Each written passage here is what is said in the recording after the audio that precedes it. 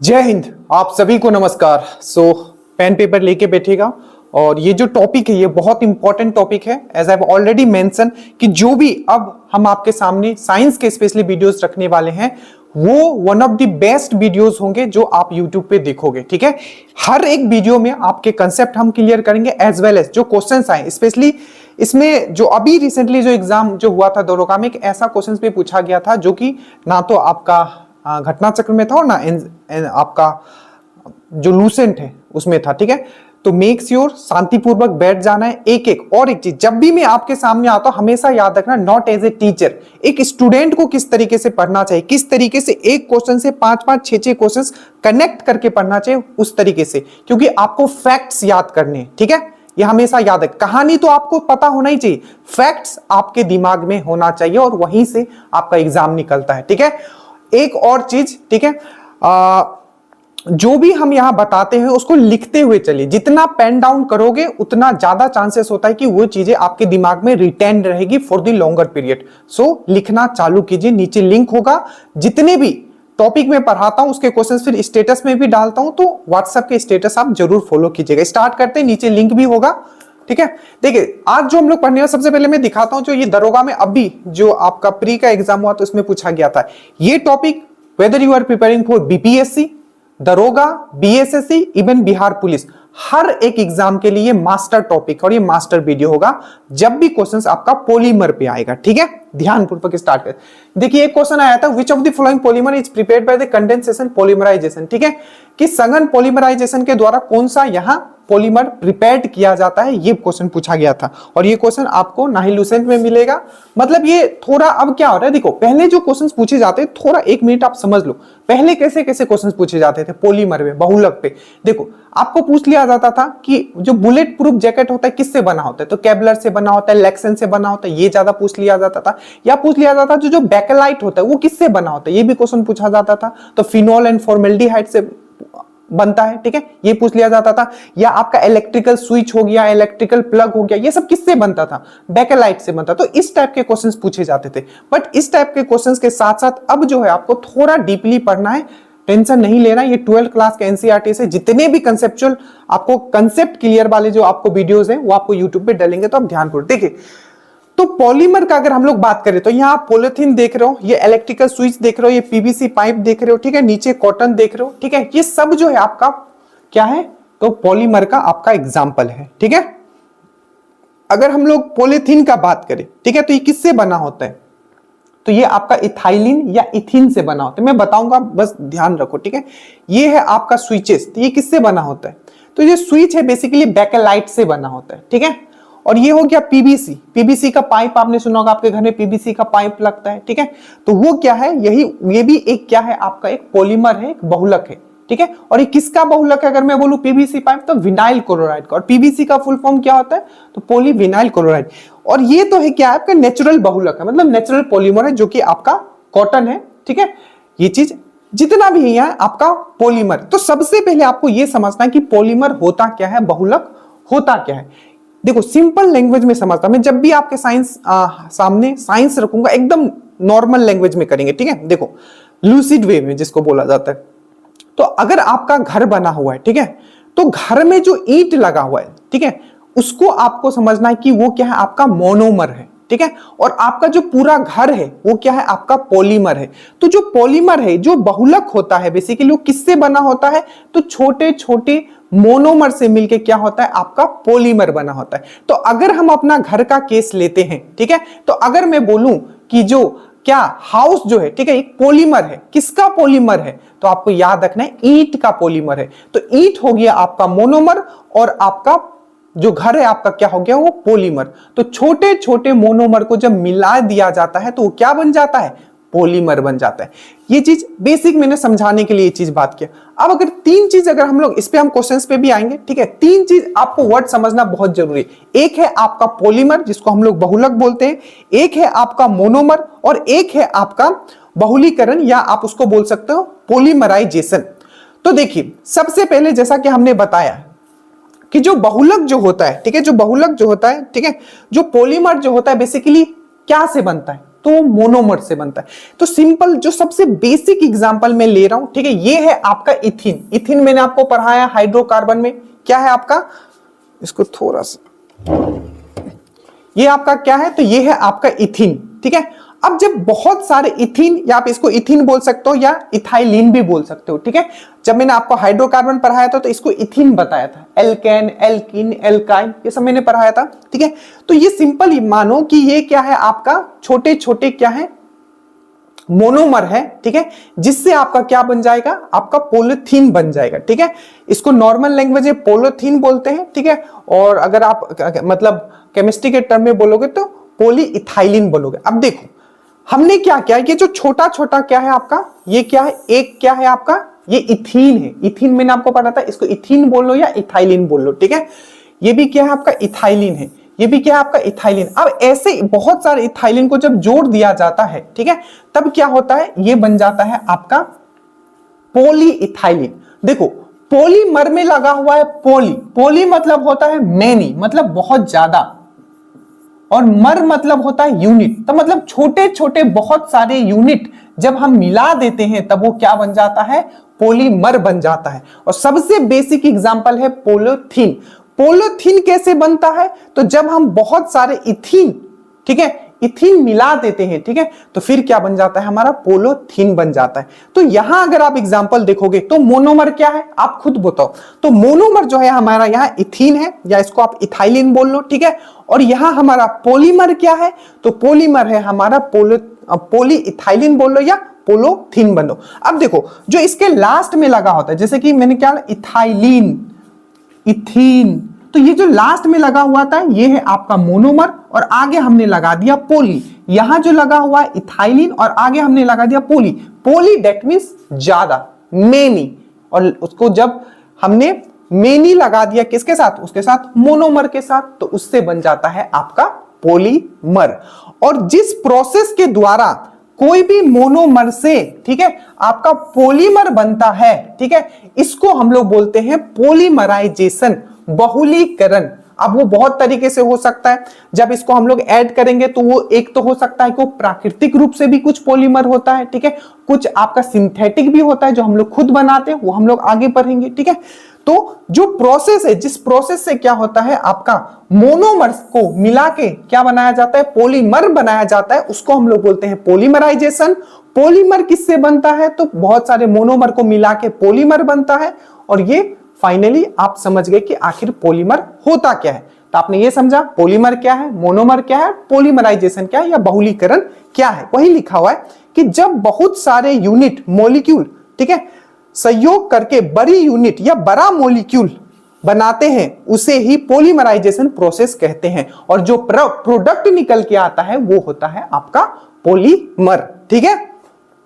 अब हमने यहां लिखा है इथाइलिन। अगर आप थोड़ा सा अगर कॉन्शियस करोगे तो हमने एक चीज आपको पढ़ाया है, वो क्या पढ़ाया है, प्लांट हार्मोन मैंने आपको पढ़ाया था। तो प्लांट हार्मोन में मैंने आपको एक चीज समझाया था, ठीक है, कि प्लांट हार्मोन में एक ही ऐसा हार्मोन है, ठीक है, जो क्या होता है, गैसेस फॉर्म में होता है। हमने आपको पढ़ाया बिल्कुल। और वो कौन सा हार्मोन है, तो उसको हम लोग बोलते हैं इथाइलिन। तो वो भी आप देखो, यही चीज है, आपको ना कनेक्ट करते हुए चलना है, कनेक्ट करते हुए चलना है, ये बहुत इंपॉर्टेंट है। तो इथाइलिन क्या है, तो एक हार्मोन भी है, ठीक है।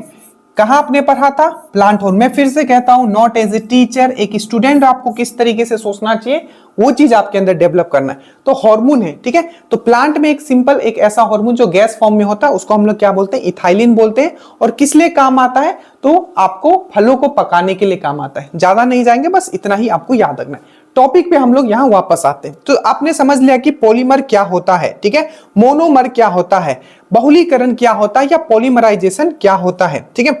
अब देखो वही पॉलीमर के बारे में लिखा हुआ है। अब हम लोग पॉलीमर को किस किस तरीके से डिवाइड कर सकते हैं। सबसे पहले तो ये हो सकता है कि पॉलीमर क्या होगा आपका, पॉलीमर क्या होगा कि पॉलीमर आपका नेचुरल हो सकता है, मतलब जो हमें प्राकृतिक से मिलता हो, ठीक है, मतलब प्राकृतिक हो सकता है। और क्या हो सकता है, आर्टिफिशियल होता है, जो हम लोग खुद बनाएंगे। मेनली जो क्वेश्चन पूछा जाता है आर्टिफिशियल पे ही पूछा जाता है, मतलब जो हम लोग खुद बनाते हैं, मतलब लैब में बनाया जाता है, ठीक है, तो उस पे ज्यादा क्वेश्चन पूछा जाता है। और नेचुरल भी हमें, बट हमारा जो कंसेप्ट है वो क्लियर रहना चाहिए, ठीक है। मेन टॉपिक इसमें ये भी है कि कंसेप्ट क्लियर करके रखना चाहिए। उसके बाद क्या हो सकता है, तो किस तरीके से वो डिजाइन किया गया है। कुछ पॉलीमर का स्ट्रक्चर, देखिए स्ट्रक्चर से आपका क्वेश्चन नहीं आता, ठीक है, बट जब जेई का पेपर देखो तो उनका बात छोड़ दीजिए, ठीक है। बट पहला तो आप नेचुरल, और क्या हो सकता है आपका आर्टिफिशियल हो सकता है, दैट मींस प्राकृतिक हो सकता है और कृत्रिम हो सकता है, ठीक है, ये चीज हो सकता है। दूसरा आपका क्या हो सकता है, आपका on the basis of structure, ठीक है, संरचना के आधार पे।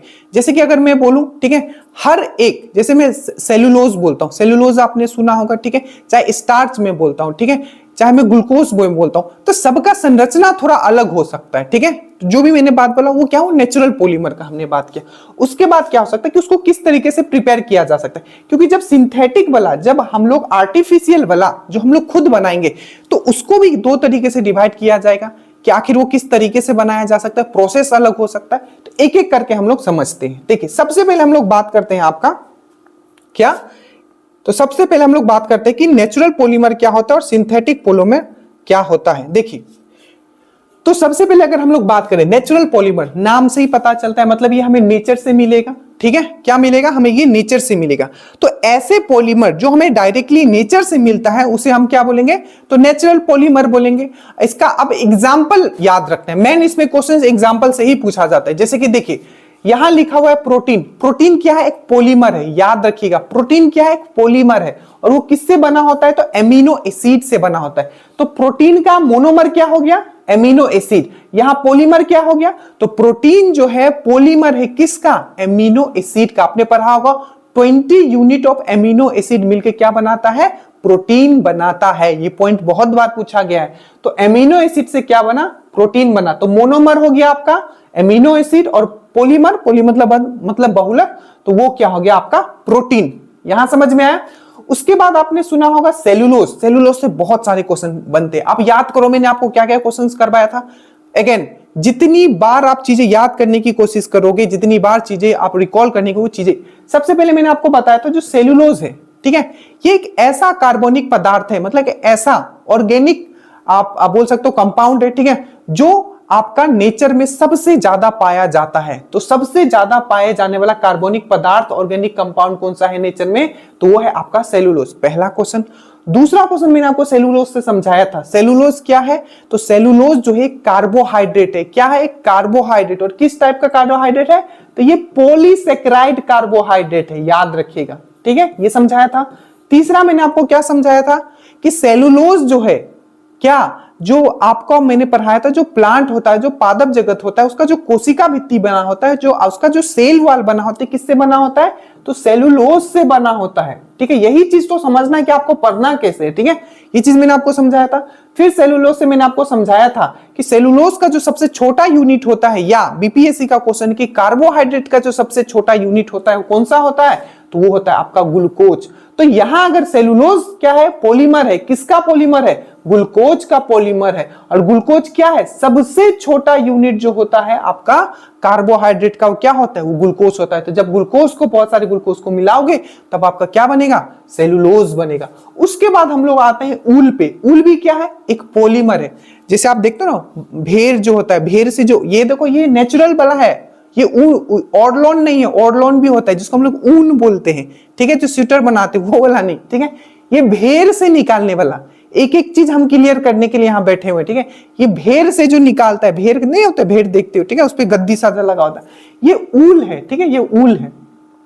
तो ये देखिए, तो ये भी क्या है, पॉलीमर है। किसका पॉलीमर है, तो प्रोटीन का ये पॉलीमर है, याद रखिएगा। और किस टाइप का प्रोटीन का, तो कैरेटीन का।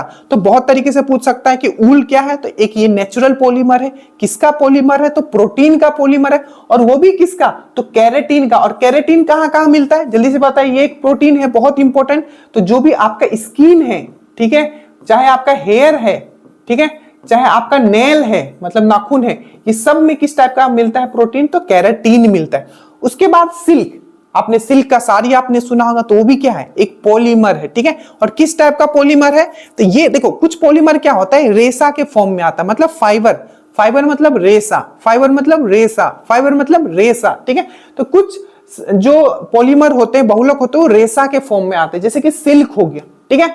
तो ये क्या है, हमने ऐसे यहाँ लिख दिया जैसे कि नेचुरल फाइबर जो होते हैं, प्राकृतिक रेशा, जैसे कि ऊल हो गया, सिल्क हो गया, कॉटन हो गया, तो ये सब क्या है आपको समझ के रखना है, डिफरेंशिएट करना आना चाहिए, ठीक है, क्लियर करके रखिए कंसेप्ट। तो सिल्क जो है आपको याद रखना है, ये भी क्या है, एक पॉलीमर है। किसका पॉलीमर है, तो ये भी प्रोटीन का पॉलीमर है। और किसका, तो सेरेसिन और फाइब्रोइन। तो ये जो फाइब्रोइन है ये पूछा गया था, तो ये याद रखिएगा फाइब्रोइन। तो सिल्क क्या है, पॉलीमर है। किसका पॉलीमर है, तो प्रोटीन का। प्रोटीन में भी कौन सा, तो फाइब्रोइन का है, ठीक है, समझ में आया इतना। उसके बाद हम लोग चलते हैं स्टार्च, ठीक है। स्टार्च अगेन आप जल्दी से याद करो, मैंने आपको क्या समझाया था, स्टार्च क्या है, तो एक पॉलीसेकेराइड कार्बोहाइड्रेट है, पहला पॉइंट मैंने समझाया था। जैसे कि ह्यूमन में जो कार्बोहाइड्रेट स्टोर होता है किस फॉर्म में होता है, तो मैंने आपको बताया था ग्लाइकोजिन, याद आया, ग्लाइकोजिन के फॉर्म में स्टोर होता है लीवर में, मसल में, ताकि जब हम लोग कुछ नहीं खाते, भूखा रहते, तो वही कार्बोहाइड्रेट बॉडी यूज करता है। तो उसी तरीके से जब प्लांट किस फॉर्म में आपका कार्बोहाइड्रेट स्टोर करता है, तो मेनली वो स्टार्च के फॉर्म में भी करता है। और अगेन ये कार्बोहाइड्रेट है, पॉलीसेकेराइड कार्बोहाइड्रेट है। इस किससे बनेगा, तो अगेन ये ग्लूकोज से बनेगा, क्योंकि सबसे छोटा यूनिट क्या है इसका, ग्लूकोज है, याद रखिएगा। तो स्टार्च क्या है, पॉलीमर है। किसका पॉलीमर है, ग्लूकोज का है। तो यहां मोनोमर क्या हो गया, छोटे छोटे मोनोमर से पॉलीमर, छोटे मोनोमर से पॉलीमर, तो ये मोनोमर से बन गया ये आपका पॉलीमर। उसके बाद आते हैं हम लोग नेचुरल रबर। अब नेचुरल रबर आपको पता है जो पेड़ होता है, ठीक है, अरे आपने शायद रबर का पेड़ नहीं देखा होगा, बट एक क्वेश्चन हमेशा पूछा जाता है कि रबर का जो पेड़ होता है उसके कौन से भाग से रबर लिया जाता है, तो आपको याद रखना है लेटेक्स। मैं आगे भी इसको दिखाऊंगा, लेटेक्स ये वर्ड यूज कर, और हमेशा ट्राई करो कि इंग्लिश में चीजों को याद रखने की, ठीक है, स्पेशली साइंस में बहुत इंपॉर्टेंट हो गया आजकल के समय में, ठीक है। तो लेटेक्स लेटेक्स लेटेक्स लेटेक्स, तो याद रखिएगा नेचुरल रबर जो है, ठीक है, ये भी क्या है, एक पॉलीमर है, ठीक है। और किसका पॉलीमर है, किससे बना होता है ये नेचुरल रबर, तो ये पता नहीं कितने सैकड़ों बार पूछा गया है, आइसोप्रीन। तो नेचुरल रबर का जो मोनोमर है वो कौन है, आइसोप्रीन है। जब बहुत सारे आइसोप्रीन को मिलाओगे तब क्या बनेगा, तो आपका नेचुरल रबर बनता है, ठीक है। और रबर जो ही कहां से, किस मतलब पेड़ का कौन सा भाग से निकलता है, तो लेटेक्स वाले भाग से निकलता है। ये चीज आपको समझना है, ठीक है, ये चीज आपको समझ में आया। अब मुझे ये कमेंट करना, ठीक है, कि जो वर्ल्ड में सबसे ज्यादा रबर कौन प्रोड्यूस करता है, और इंडिया में कौन सा स्टेट है जो सबसे ज्यादा रबर प्रोड्यूस करता है। इसके बाद हमने बताया अगर हम लोग पॉलीमर का बात करें तो हमने पॉलीमर बताया। अब पॉलीमर में भी किस तरीके से होता है, कुछ रेशा वाला पॉलीमर भी होता है। रेशा मतलब फाइबर, जैसे कि देखो ऊल का हम लोग रेशा बनाते हैं, ठीक है। तो ऊल क्या है, एक आपका नेचुरल फाइबर है, ठीक है, नेचुरल फाइबर है, ठीक है, नेचुरल फाइबर है, मतलब पॉलीमर तो है ही, और क्या है, एक नेचुरल फाइबर भी है, ठीक है। मतलब रेशा के फॉर्म में हम लोग इसको बनाते हैं, मतलब सिंपल समझो, रस्सी के फॉर्म में पॉलीमर को यूज किया जा सकता है, उसको क्या बोलेंगे, नेचुरल फाइबर बोलेंगे, प्राकृतिक रेशा बनेंगे। सिल्क आपको पता है, सिल्क का साड़ी होता है। और कॉटन याद रखिएगा, कॉटन भी क्या है, पेड़ से मिलता है। तो याद रखिएगा, इसका अगर पूछा जाए कि इसका मोनोमर क्या है, तो सेलुलोज याद रखिएगा। ऐसे ये भी बना हुआ कॉटन से ही है, पर ये क्या होता है कि बहुत सारे जब ग्लूकोज मिल जाते हैं तो सेलुलोज बनाते हैं, और उस सेलुलोज से कॉटन। तो C for cotton, C for cellulose. तो जो आपका कॉटन का आपका पॉलीमर क्या है, तो आपको याद रखना है, सॉरी, कॉटन का आपका मोनोमर क्या है, तो आपको याद रखना है मोनोमर क्या है, किससे बना है कॉटन, तो सेलुलोज से। सेलुलोज किससे बना है, तो आपका ग्लूकोज से। समझ में आया। तो ये था आपका बेसिकली नेचुरल, चीजें एकदम क्रिस्टल एंड क्लियर होना चाहिए आपके सामने, ठीक है। अब हम लोग जो बात करने वाले हैं वो है आपका आर्टिफिशियल, मतलब जो हम लोग खुद बनाएंगे, सिंथेटिक, जो लैब में बनाया जाएगा, ठीक है।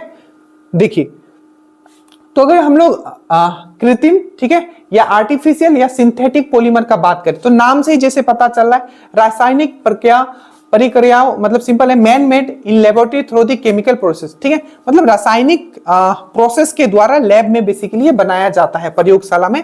ये मानव निर्मित होता है, ये चीज हमें समझ में आता है, उसी को हम लोग बोलते हैं सिंथेटिक पॉलीमर या आर्टिफिशियल पॉलीमर, ठीक है। अब यहां ध्यान देना कि इसका एग्जाम्पल क्या होगा, तो सबसे कॉमन एग्जाम्पल जो पॉलीमर का है वो है आपका प्लास्टिक, ठीक है।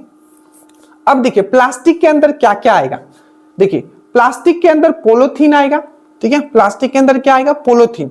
तो पॉलीथीन आपको मैंने अभी बताया था, पॉलीथीन किससे बना होता है, तो इथाइलिन से बना होता है या इथीन से बना होता है। उसके बाद आपने पीवीसी सुना होगा, पीवीसी का पाइप आपके घर में लगता है, तो पीवीसी क्या है, पॉलीविनाइल क्लोराइड। तो पीवीसी क्या है, एक सिंथेटिक पॉलीमर है, आर्टिफिशियल पॉलीमर है, कृत्रिम बहुलक है। और ये किससे बना होता है? तो इसका मोनोमर क्या होगा? तो विनाइल क्लोराइड होगा। उसके बाद हम लोग आते हैं पॉलीस्ट्रीन।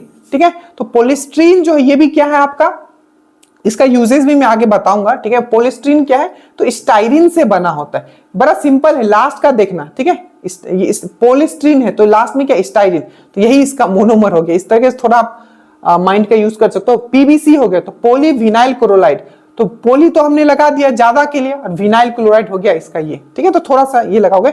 उसके बाद है बेकेलाइट, ये बहुत बार पूछा गया, बेकेलाइट किससे बना होता है? बेकेलाइट किससे? तो बेकेलाइट तो एक पॉलीमर है, सिंथेटिक पॉलीमर है। और ये किससे बना होता है? तो phenol and formaldehyde, phenol and formaldehyde. Bakelite का यूज कहां करते हैं? तो सबसे ज्यादा यूज करते हैं इसका स्विचेस, इलेक्ट्रिकल स्विचेस बनाने में, प्लस आपका प्लग बनाने के लिए हम लोग यूज करते हैं। ठीक है, उसके बाद सिंथेटिक फाइबर मतलब कृत्रिम रेशा का अगर बात करें, जैसे कि यहाँ नेचुरल फाइबर था, प्राकृतिक रेशा, वही हम लोग अगर सिंथेटिक फाइबर का बात करें तो आपने नाइलन सुना होगा। नाइलन आपने सुना है?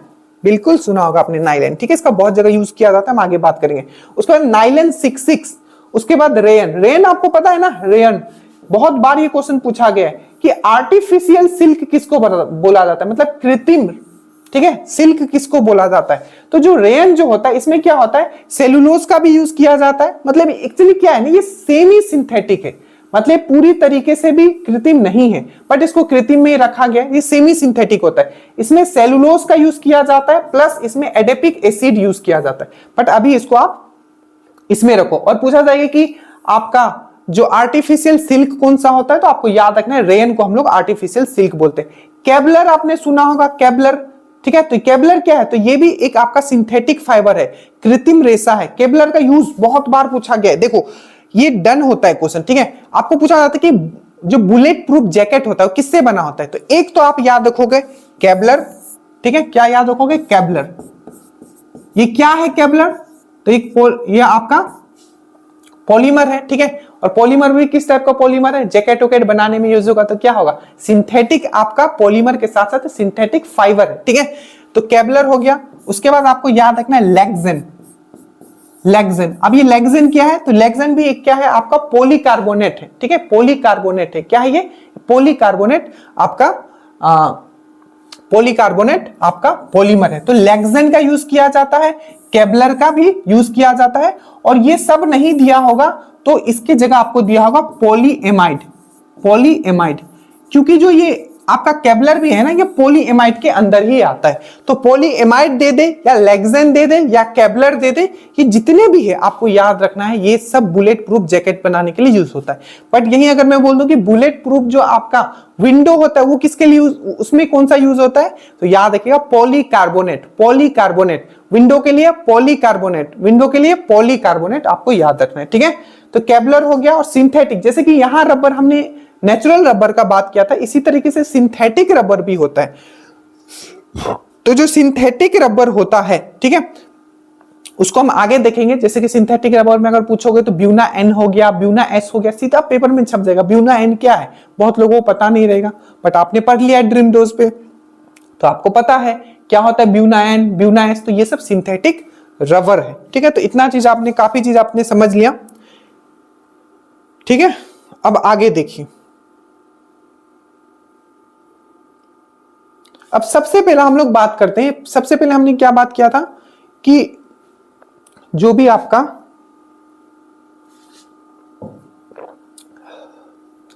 आपका पॉलीमर है, ठीक है, सबसे पहले हमने इसको कैसे डिवाइड किया? तो नेचुरल और आर्टिफिशियल। अब हम लोग देखते हैं इसको संरचना के आधार पे किस तरीके से डिवाइड किया गया। ठीक है, देखो संरचना के आधार पर अगर हम लोग इसको देखें, स्ट्रक्चर के आधार पर इसको किस किस तरीके से डिवाइड किया गया है।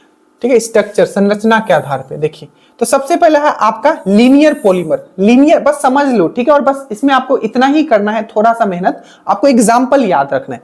लीनियर पॉलीमर क्या होगा? जो भी यहाँ पॉलीमर होगा, मैं स्ट्रक्चर पे नहीं जा रहा हूं, नहीं तो आपको फिर हेक्टिक हो जाएगा चीज, स्ट्रक्चर नहीं पूछा जाता है। जिसका क्या होगा, जो भी पॉलीमर होगा स्ट्रक्चर लीनियर होगा, मतलब लीनियर होगा इस तरीके से। ठीक है, अब यहाँ क्या है आपका ब्रांच्ड, तो मतलब जब भी कोई लीनियर में इस तरीके से ब्रांच वाले स्ट्रक्चर आ जाएगा, ठीक है, पॉलीमर में, तो क्या आ जाएगा? ब्रांच आ जाएगा। और क्रॉस लिंक में क्या होगा? तो इस टाइप से, और ये इस तरीके से, ठीक है। तो ये क्या हो जाएगा, ब्रांच हो जाएगा। और ये जो आपका ब्रांच, ये आपका क्रॉस हो जाएगा। ब्रांच है मतलब ऐसे निकलेगा, ये ऐसे, ठीक है। तो याद क्या रखना है, देखिए सबसे पहले आपको याद रखना है कि लीनियर पॉलीमर या रेखीय पॉलीमर में एग्जाम्पल आपको याद रखना है, ठीक है। जैसे कि मैं यहाँ आपको दिखा देता हूं। सबसे पहले आपको याद रखना है, यहां देखिए, यहां है आपका हाई डेंसिटी, अब बस एग्जाम्पल लिख लेना, ठीक है। High density polythene, nylon, polyester, PVC, polyethylene, polystyrene और पॉलीएमाइड और टेफ्लॉन, ये क्या है आपका लीनियर पॉलीमर का एग्जांपल है। ब्रांच पॉलीमर का क्या है, स्टार्च, ग्लाइकोजिन, ठीक है। लो डेंसिटी पॉलिथीन, पॉलीइथाइलिन या पॉलिथीन दोनों सेम ही है, ठीक है। और पॉलीप्रोपाइलिन।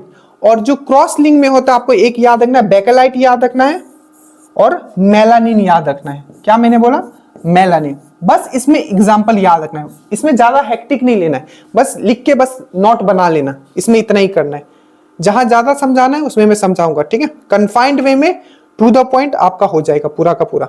तो ये हो गया आपका, सबसे पहले हमने बात किया नेचुरल आर्टिफिशियल पॉलीमर, उसके बाद स्ट्रक्चर पे हो गया, और जो लास्ट है आपका on the basis of preparation, मतलब तैयारी के आधार पर, मतलब जो आपका पॉलीमर है आर्टिफिशियल पॉलीमर, आप उसको किस किस तरीके से बनाया जा सकता है, और यहीं से क्वेश्चन पूछा गया था।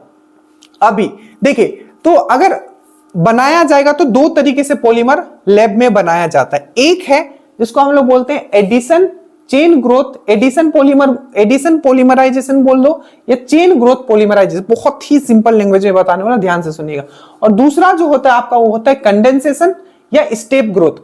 बस इतना याद रखना, ठीक है, कि जो आपका एडिशन पॉलीमर है इसमें सिंगल, ठीक है, सिंगल कोई एक मोनोमर को क्या किया जाएगा, ऐड कर करके, जैसे कि एग्जांपल, जैसे कि ये देखो, ये आपका इथीन है, या इसको ही इथाइलिन हमने बोला था, ठीक है। तो ये हो गया आपका इथीन या इथाइलिन। ऐसे ही बहुत सारे को ऐड करके डायरेक्टली हम लोग पॉलीथीन बना दिए, ठीक है। तो मतलब एक मोनोमर को, एन मतलब होता है बहुत सारा एक ही टाइप के मोनोमर को यूज करके, यहां हमने क्या यूज किया, इथीन, इथीन से हमने क्या बना दिया, पॉलीथीन, ठीक है। अब जो कंडेंसेशन पॉलीमर होता है इसमें क्या होता है, सबसे पहला बात तो यहां एक जरूरी नहीं है कि एक ही मोनोमर होगा, एक से ज्यादा भी यौगिक यूज किया जा सकता है, पहला पॉइंट। दूसरा पॉइंट, इसमें क्या होता है कि एक ही मोनोमर को ऐड कर करके क्या होता है, बस बना दिया जाता है। बट इसमें क्या होता है, इसमें स्टेप प्रोसेस भी होता है, मतलब पहले कुछ ऐड किया जाएगा फिर कुछ निकाला जाएगा।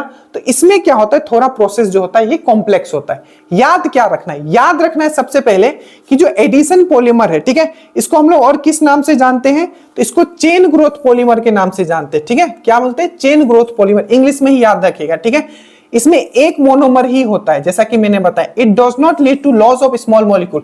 अब देखो, जब ये वाला जब बनेगा ना, तो इसमें क्या होता है, कुछ चीज ऐड किया जाता है, कुछ चीज निकाला जाता है, क्योंकि ये बहुत सारे स्टेप्स में बनता है, एक बार में नहीं बनता है, एक के बाद कुछ ऐड किया जाएगा फिर कुछ निकाला जाएगा। बट इसमें क्या है, निकालने का कोई मतलब ही नहीं, क्या होगा, सिर्फ एक मोनोमर लिया, जैसे कि हमने क्या लिया यहाँ, इथिन लिया, इथिन को ऐड कर करके अंडर प्रेशर टेम्परेचर हमने क्या बना दिया, पॉलीथीन बना दिया। बट इस केस में क्या होता है, जैसे कि नाइलॉन 66 हो गया, बेकेलाइट हो गया, सेलुलोज हो गया, स्टार्च हो गया, स्पेशली हमें इस पे फोकस करना है, ठीक है। ये सिंथेटिक वाला, ये तो हमारा नेचुरल हो गया, ठीक है, ये नेचुरल हो गया, उसका तो वो नेचुरल कंडेंसेशन है, तो ठीक है। जैसे नाइलन 66 हो गया, बेकेलाइट, तो इसमें क्या होता है, एक से ज्यादा मोनोमर यूज होता है, इसमें काफी स्टेप होता है, इसमें कुछ चीज निकाला भी जाता है, ठीक है। आगे हम इसका देखेंगे तो और ये आपको क्लियर हो जाएगा। याद बस इतना रखिएगा कि जो आपका addition chain growth, addition polymerization या चेन ग्रोथ पॉलीमराइजेशन में एग्जांपल, जैसे कि इसका क्या है, PVC, Teflon, Orlon, polyethylene, Orlon मतलब होता है ऊन, ठीक है।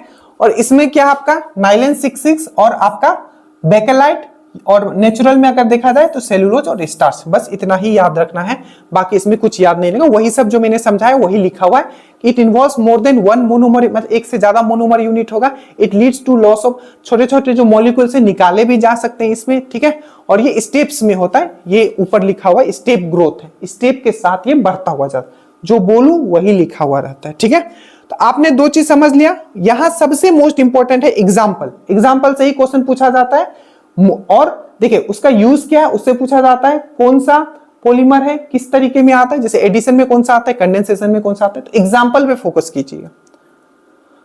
इसके बाद जो आता है आपका, हम लोग प्लास्टिक के बारे में थोड़ा पढ़ते हैं, क्योंकि प्लास्टिक क्या है, एक सिंथेटिक पॉलीमर है, ठीक है।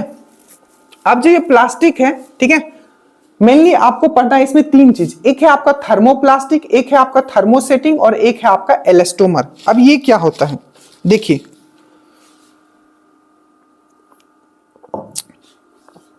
तो थर्मोप्लास्टिक सब क्वेश्चंस आए हुए हैं, ठीक है, ऐसा ही नहीं हो कि मैं बोल रहा हूं, बेहतरीन ये आपका वीडियो होने वाला है। देखिए थर्मोप्लास्टिक से सिंपल एक समझना, ठीक है, कोई भी ऐसा पॉलीमर, ठीक है, जिसको एक बार हीट करके कोई चीज इससे बना दिया गया और फिर से इसको रीयूज भी किया जा सकता है, फिर से उससे कोई और चीज बनाया जा सकता है गर्म करके या कोई और आपका केमिकल प्रोसेस यूज करके, ठीक है, तो वो क्या होगा, आपको थर्मोप्लास्टिक होगा, मतलब ये रीयूजेबल होगा।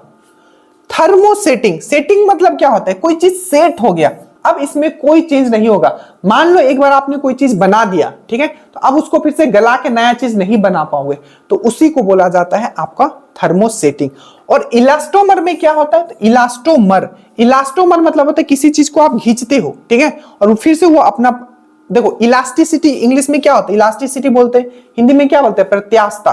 तो इलास्टिसिटी मतलब किसी चीज को आपने खींचा और फिर से वो अपनी जगह आ जाता है, ठीक है, तो वो जितने भी चीज होगा इलास्टोमर्स में होगा। अब थोड़ा सा दिमाग लगाओ, इसमें क्या होगा, इसमें रबर होगा। कैसे रबर, सिंथेटिक रबर, बिल्कुल, ठीक है। तो आपने थर्मोप्लास्टिक में आपने क्या देखा, इस तरह का प्लास्टिक गर्म करने पर भी मुलायम हो जाता है और ठंडा करने पर कठोर हो जाता है, ठीक है, तो इसको फिर से आप यूज कर सकते हो, जैसे कि आपका पॉलीथीन हो गया, पीवीसी हो गया, पॉलीस्टीरीन हो गया, ठीक है। हम लास्ट में क्वेश्चंस करेंगे, आपका एकदम क्वेश्चन जो है ना आप हवा में उड़ाओगे, देखिएगा। उसके बाद थर्मोसेटिंग, इसे गर्म करके एक फिक्स आकार में, ठीक है, ढाल लिया जाता है, पुनः गर्म करके आकार इसका चेंज नहीं किया जा सकता, जैसे कि बेकेलाइट। तो बेकेलाइट जो है आपका थर्मोसेटिंग में आता है, यही याद रखना है। और आपका पॉलीथीन हो गया, पीवीसी हो गया, पॉलीस्टीरीन जो है आपका थर्मोप्लास्टिक में आता है। यही चीज आपको मेन याद रखना था यहां से, ठीक है। आगे हम लोग और बहुत सारी चीजें देखेंगे। चलिए, वही चीज दिया हुआ है, यहां आपका थर्मोप्लास्टिक है, यहां थर्मोसेटिंग है, ठीक है। इसके कुछ एग्जांपल्स दिए हुए हैं जो आपको देख लेना है, ठीक है। हम इसका पीडीएफ दे देंगे, वही चीज लिखा हुआ है जो हमने आपको समझाया था, ठीक है। अब हम लोग बात करते हैं रबर का। रबर मतलब जो आपका इलास्टोमर में आता है। तो एक तो नेचुरल रबर होता है, किससे बना होता है, याद करो नेचुरल रबर।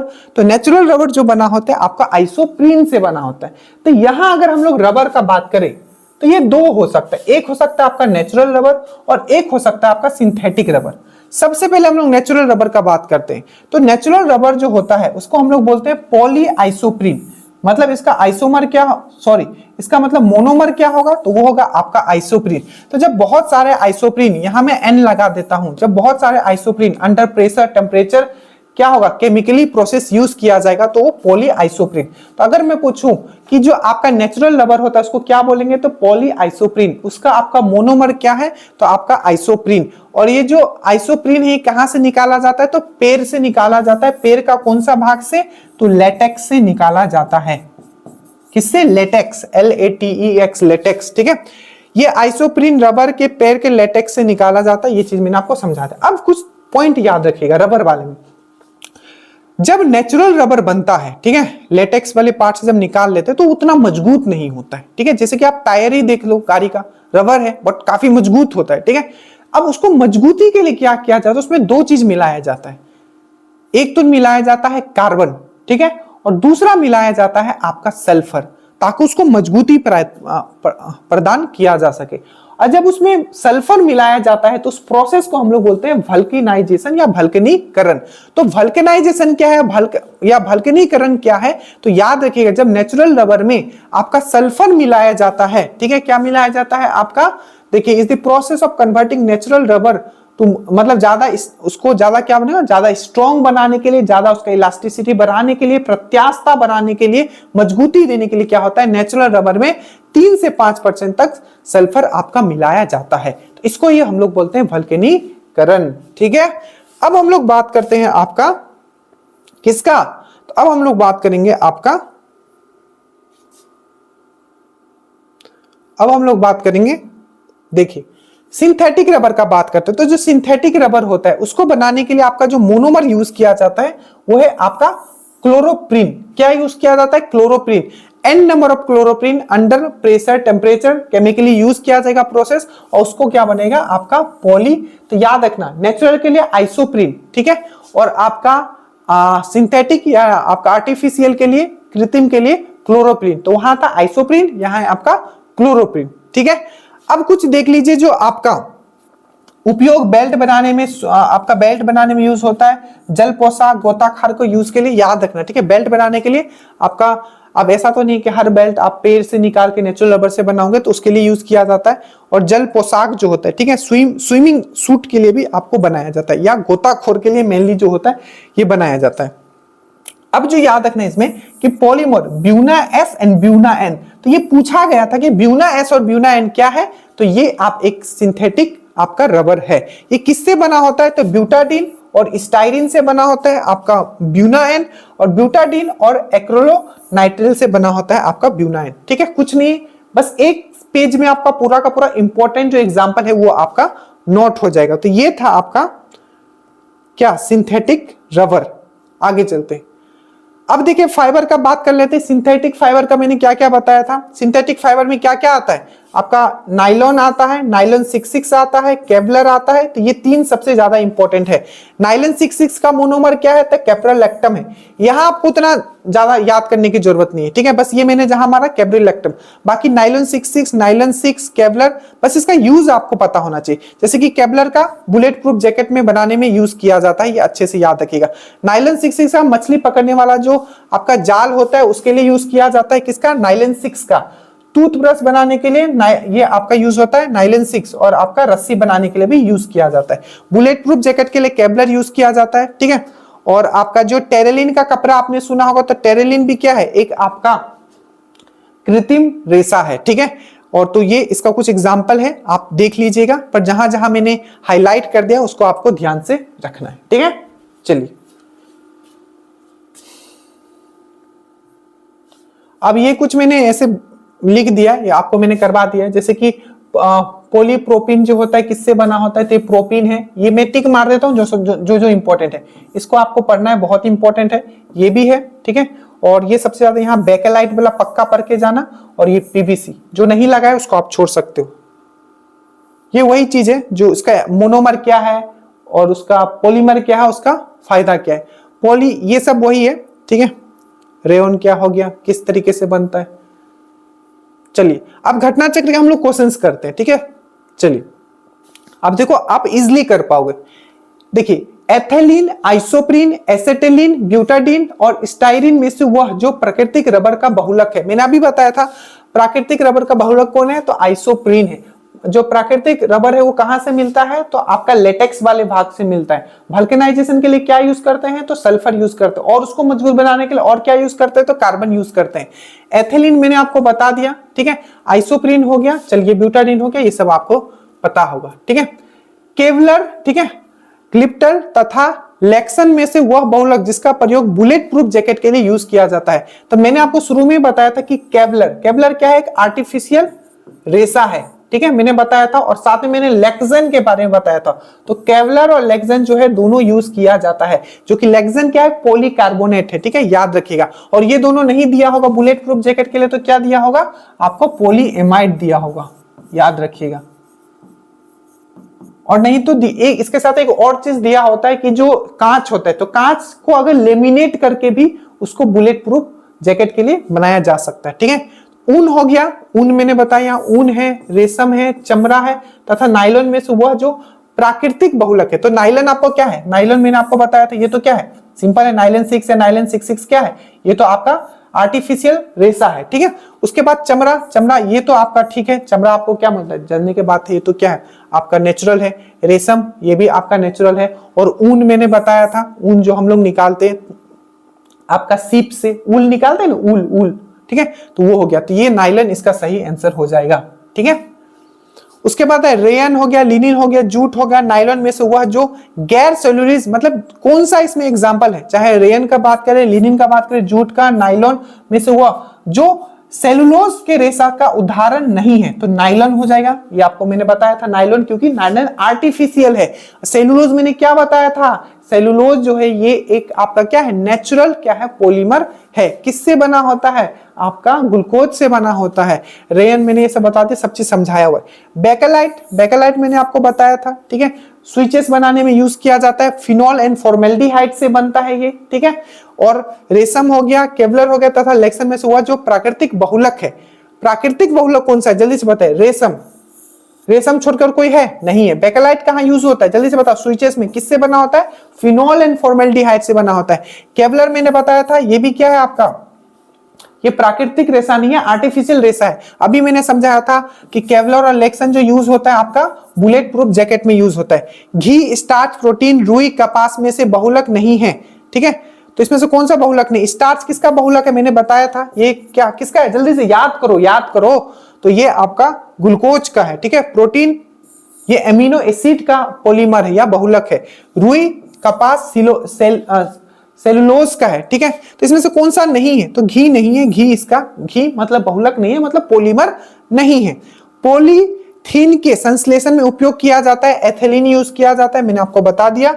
प्लास्टिक से उत्पन्न होता है कौन सा गैस, तो polyethylene gas. Polyethylene gas polythene से होगा, क्योंकि सिंपल है, जब हम लोग इथाइलिन से क्या बनाते हैं, पॉलीइथाइलिन ही बनाते हैं, तो वही गैस के रूप में भी निकलता है, ठीक है। एकदम घबराना नहीं है, ठीक है, सब क्वेश्चंस आप करके आओगे। उसके बाद हम लोग आते हैं, उसके बाद बुलेट प्रूफ जैकेट के लिए पॉलीएमाइड का यूज किया जाता है, मैंने ये चीज बता दिया। बुलेट प्रूफ जैकेट के लिए अगर लेक्सन एंड केवलर नहीं दिया हुआ है तो आपको ये दिया, ठीक है। पॉलीकार्बोनेट, पॉलीयूथेरिन, पॉलीस्टाइरिन तथा पॉलीएमाइड में से हुआ बहुलक जो bullet proof jacket, bullet proof खिड़की, याद रखना, यहाँ खिड़की लिखा है तो बुलेट प्रूफ खिड़की के लिए पॉलीकार्बोनेट याद रखना है, ठीक है। बुलेट प्रूफ जैकेट में निम्न में से प्रयुक्त होता है केवलर और लेक्सन, मैंने बता दिया, ठीक है।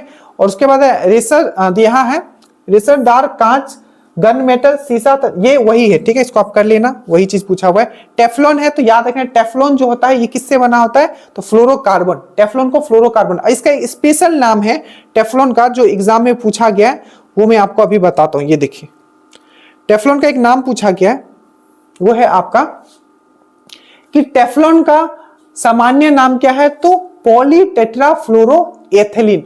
बहुत बार रिपीट हुआ है, पॉलीटेट्राफ्लोरोएथिलीन आपको याद रखना है, ठीक है। उसके बाद है आपका कि बर्तन में चमकील, जो बर्तन, ठीक है, जो बर्तन जो होते हैं, तो बर्तनों को चमकीला बनाने के लिए उपयोग किया जाता है तो जिंक ऑक्साइड। अब याद रखना है, जिंक ऑक्साइड से मैंने क्वेश्चन करवाया था, ZnO, इसको एक नाम से बोला जाता है। तो क्वेश्चन पूछा जाता है कि फिलोसफर ऊल, क्या बोलने वाला, फिलोसफर ऊल। तो फिलोसफर ऊल किसको बोला जाता है, मैंने बहुत डिटेल में समझाया है। तो ये जिंक ऑक्साइड को फिलोसफर ऊल बोला जाता है। नाइलन, टेफ्लॉन, कैप्रोलैक्टम तथा पॉलिस्टीन में से जो पॉलीमर नहीं है, तो अभी मैंने बताया था जो कैप्रोलैक्टम होता है किसका होता है, तो ये जो होता है आपका नाइलन 6 का, ठीक है। तो जो नाइलन 6 जो होता है ये जो बना होता है कैप्रोलैक्टम का, तो कैप्रोलैक्टम एक मोनोमर है, ठीक है। तो ये नहीं होगा, बाकी जितना भी है ये आपका पॉलीमर है, या उसको आप बहुलक जो बोलते हो। फिनॉल का प्रयोग किया जाता है, तो मैंने अभी बताया था फिनॉल एंड फॉर्मेल्डिहाइड का जो यूज किया जाता है वो बेकेलाइट बनाने में यूज किया जाता है। सेलुलोज, स्टार्च, प्रोटीन तथा पीबी में से हुआ बहुलक जिसे जैव निर्मित नहीं है, मतलब बायोलॉजिकली नहीं बनाया जाता है उसमें। तो देखिए सेलुलोज क्या है, ये तो बायोलॉजिकली है, मतलब नेचर से मिलता है। स्टार्च ये भी नेचर से, प्रोटीन ये भी नहीं, तो पीवीसी जो होता है यही इसका सही आंसर हुआ, क्योंकि ये आर्टिफिशियल पॉलीमर है, ठीक है।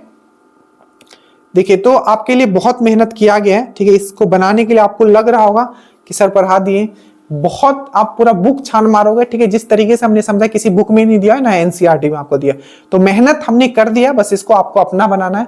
और एक सपोर्ट आप सबके तरफ से होता है, अगर अंत तक अगर आपने ये देखा है तो चैनल को आप जरूर सब्सक्राइब कर लीजिएगा, ठीक है। और एक लाइक हमें बहुत मोटिवेट करता है। So study well, study hard, जय हिंद।